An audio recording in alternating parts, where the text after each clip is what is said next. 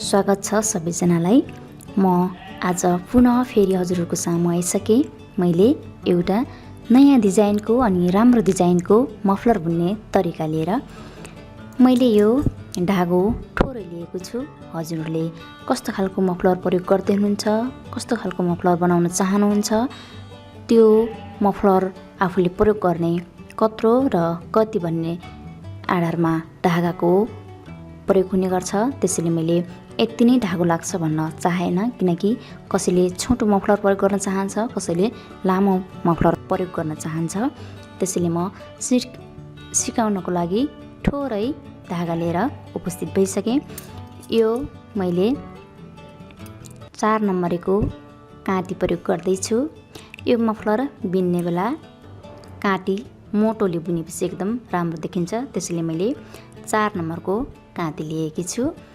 र हजुरहरू भर्खरै मात्र मेरो यो च्यानललाई हेर्दै हुनुहुन्छ भने च्यानल सब्सक्राइब गर्नुहोस् र आफूलाई मन परेको भिडियोहरू हेर्नुहोस् अनि मैले राखेको नयाँ नयाँ भिडियोहरू हेर्नुहोस् भन्न चाहन्छु।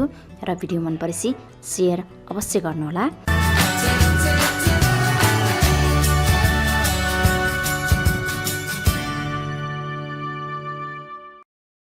मैले एउटै काँटीमा तीर लगाउँदैछु। यसरी लगाउनुहोस्।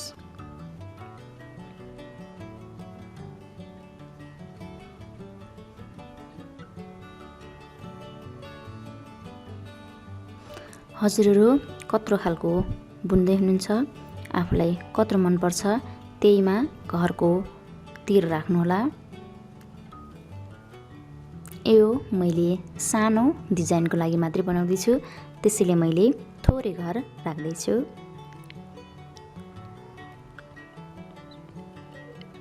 मैले यति नै चौडो घरको तीर लगाउँछु।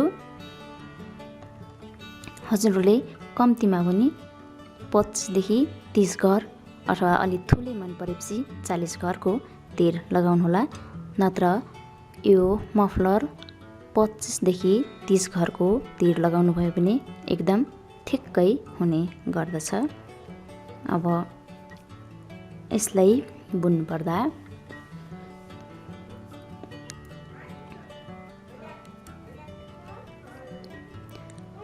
यो एक घरलाई सुल्टो बिन्दिनुहोस् अनि यो एक घरलाई फेरि उल्टो यसरी, अनि धागा पछाडि लग्नुहोस् अनि यो घरलाई यसरी ठुटेर यो साइडमा राख्नुहोस् यसमा, अनि थुतिसकेपछि यसरी पछाडिपट्टिबाट सुइरा राख्नुहोस् अनि फेरि एक घर उल्टो,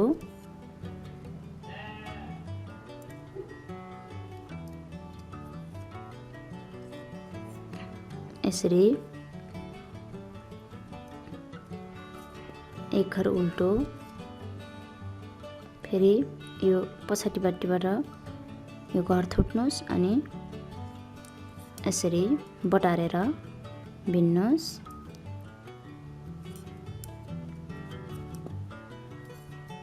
एक घर उल्टो, एक घर यसरी सुल्टो,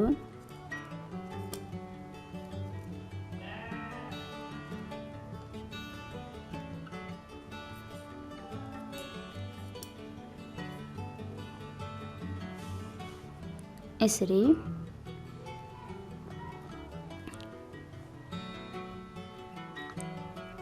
अब यो घरलाई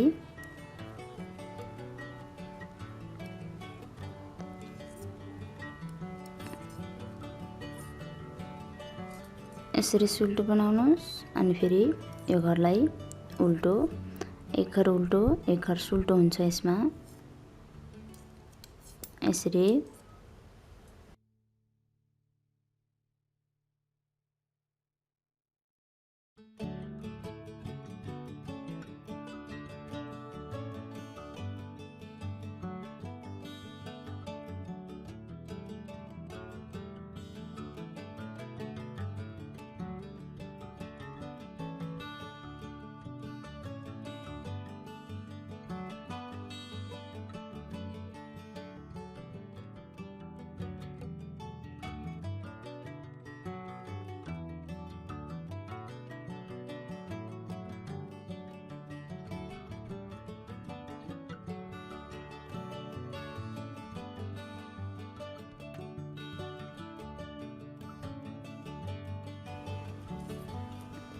यसरी यस्तो बन्दै जान्छ। अब फेरि यो लाइनमा एक घर छुट्नुहोस् अनि धागो पछाडि फेरि यो घरलाई यो साइडबाट लिएर यसमा राख्ने अनि पछाडिपट्टिबाट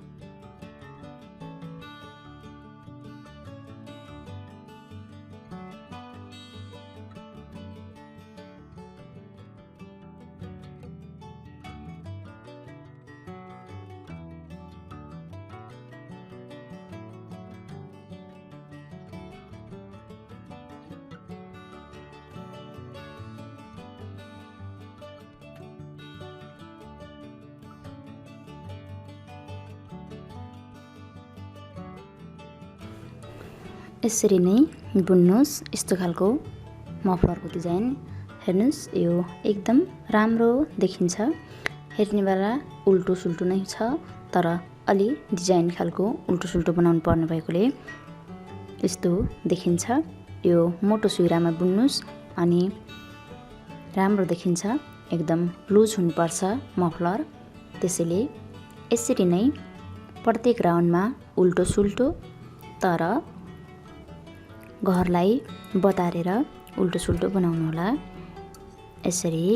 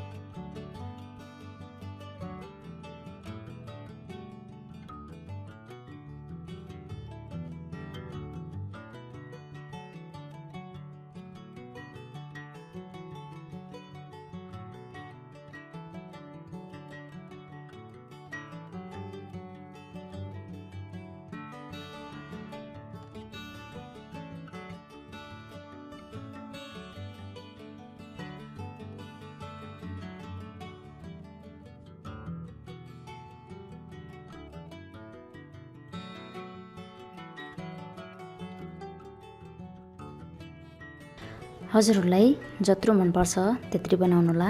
मैले यो यत्तिकै बिट मारेको हजुरहरूलाई देखाउन चाहेँ।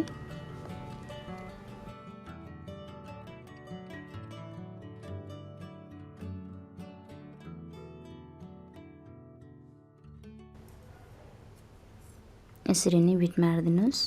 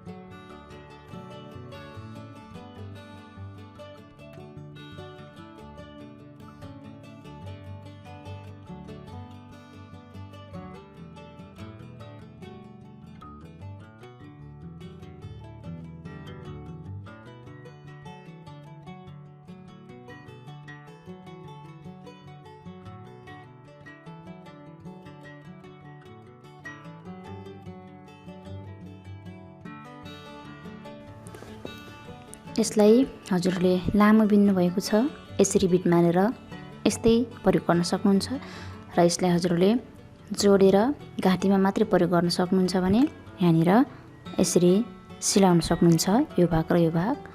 यसरी नै हो यस्तो खालको मफलर बुन्ने तरिका। हजुरहरूलाई कस्तो लाग्यो आजको भिडियो? जस्तो लाग्यो त्यस्तै सल्लाह सुझाव दिन नबिर्सिनुहोला र यदि भिडियो मनपर्छ भने सेयर गर्न पनि नबिर्सिनुहोला भन्दै म छुट्टिन्छु। नमस्ते।